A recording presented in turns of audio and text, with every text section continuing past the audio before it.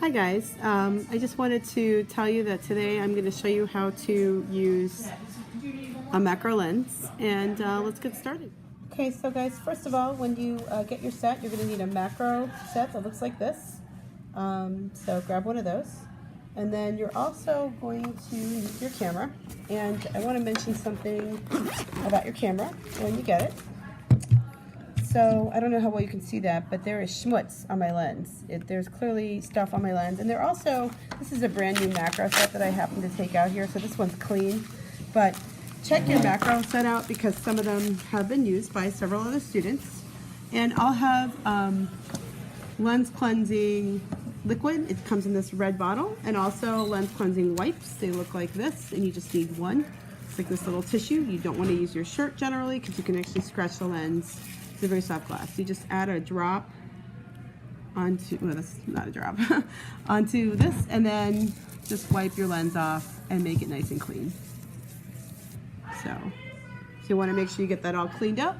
And then in the next video, I'm going to show you how to set up your camera. Okay, so when you get your camera, you're going to set this to A, or Aperture Priority. So in other words, on the mode dial, your A should be lined up so that what this means is that when I turn the camera on, that whenever I use the control wheel here, I am changing my aperture, and the camera will automatically change the shutter. So when I turn this, you can see that my shutter is changing.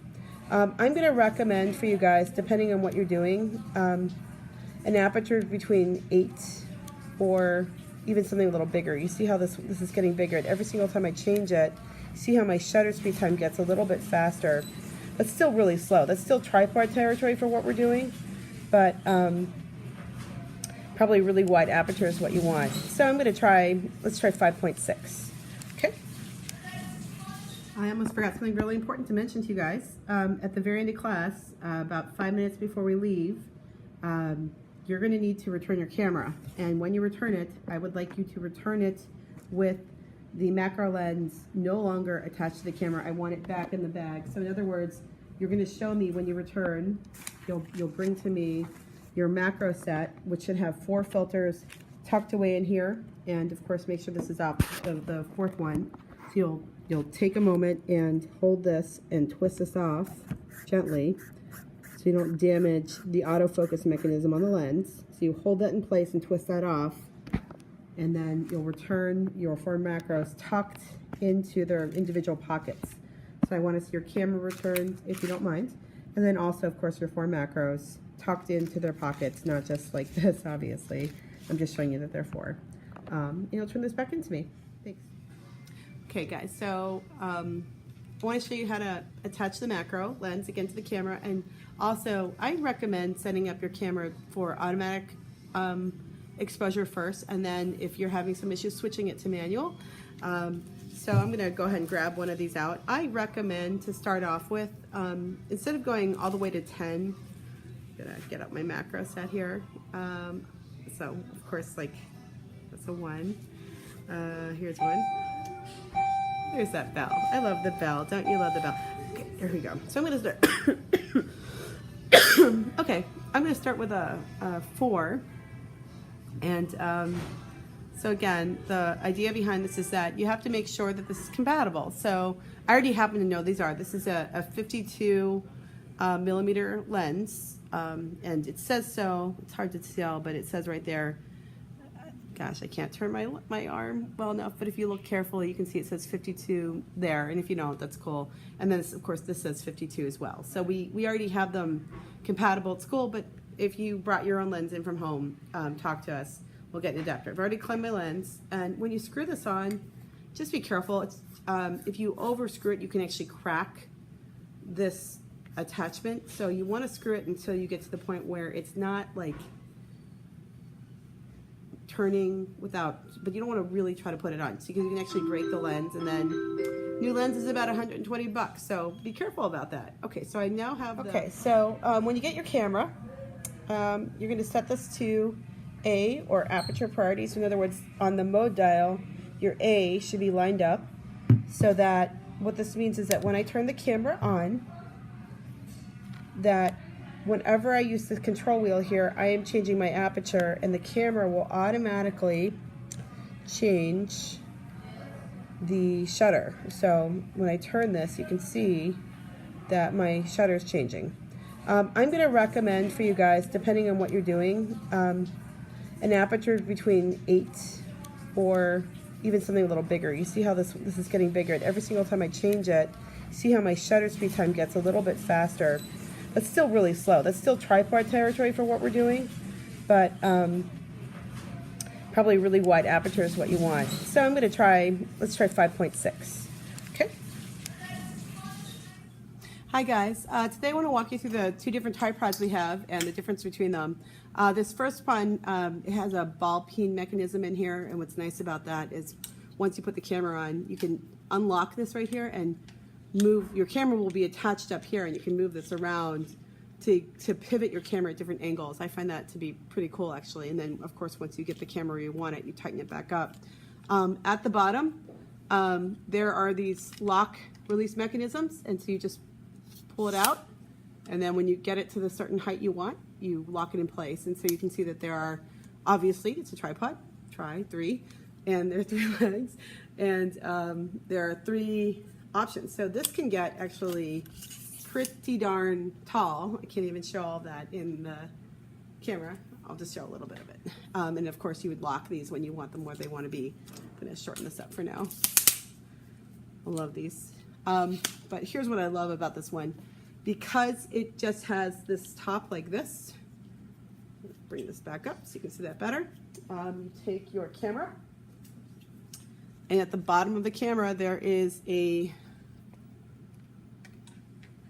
basically an insert, a screw insert, and so you would apply your camera there, and I'm all thumbs. It's hard to do this when I'm standing up like this, but and just twist this into place. And you just want to make sure the camera obviously is really on there. I personally have broken cameras by not having my camera stably in there. I mean, I thought it was in there, and then I let go and plunk camera on the floor.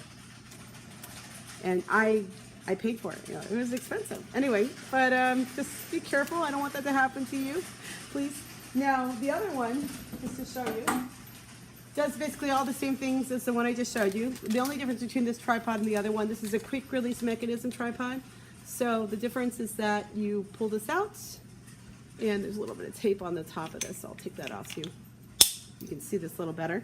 But there's that sprocket again. So you have to actually physically remove this from the tripod, put this on your camera, and then once you have your camera on the quick release mechanism securely, you flip this switch out, and then you would insert this in, and you see it just pops into place, and you let it go, and it locks in position. So it's a great way if you want to quickly remove your camera from a tripod and then quickly put it back in.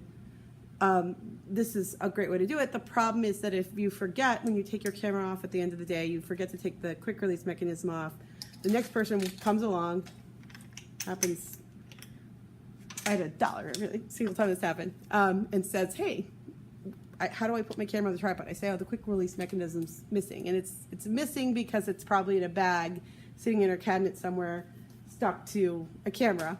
So I actually personally prefer this tripod, just because you don't have to worry about that at the end of the class. If you're going to use this tripod, you've got to remember to put the quick release mechanism, take it off the camera, and please, please, please put it back on the tripod. Some of these tripods, it's hard to order replacements, and the replacements can be very expensive, and without it, this tripod is basically a piece of garbage. So just an FYI. So in just a minute, I'm going to show you how I'm taking this area right here, and I don't even know if I need to use a tripod. I'm definitely going to have to stabilize my camera, but I think what I want to do is, I wrote myself a little note, kind of like a little diary. I don't know if you can see that, it might be backwards, but it's just talks about how this morning, it was just a mundane thing. I wrote about how I couldn't wake up this morning, and then I went back to sleep, and then I had a dream that someone told me I needed to get up or else I was going to be late. and I woke up and I was almost late. so it's pretty true. So I think what I'm going to do is I like the idea of this note, but I kind of like the idea of giving it some texture. So I went ahead and I'm going to crumble it up like that, so I can still see the words, but it's kind of like just, I like the texture of that. I'm going to put this down on the table. Yeah, you can see that. And come on over here, and I already have a +4 macro filter on my lens. Turn the camera on. And I had it set on self-timer, which I don't know if I need. And I'm gonna, yeah, you can see that. Come down here and set this up. And notice how I'm not standing up here, because if I do that, the camera's gonna wobble around. I'm bracing the camera against the stable surface that's the table. And I'm inching in. And when I stop hearing the beep, see, I just heard that beep. Take that picture. And the picture's pretty good. Kind of like it. I'm gonna try another one. This time around, I'm gonna use some side lighting, and just to make it more interesting. And unfortunately, you won't be able to do this in class because a lot of other people won't appreciate it. But I'm gonna turn off. I don't know how well you guys can see that because I just realized you're getting backlit, but the idea behind this is I am going to illuminate this from the side. Just so you can see how I'm doing that. So that's why you're seeing what you're seeing. And I'm going to do the exact same thing I did before. Inch in. And I want to show you in just a minute, I'll take a picture and show you the difference between those two images.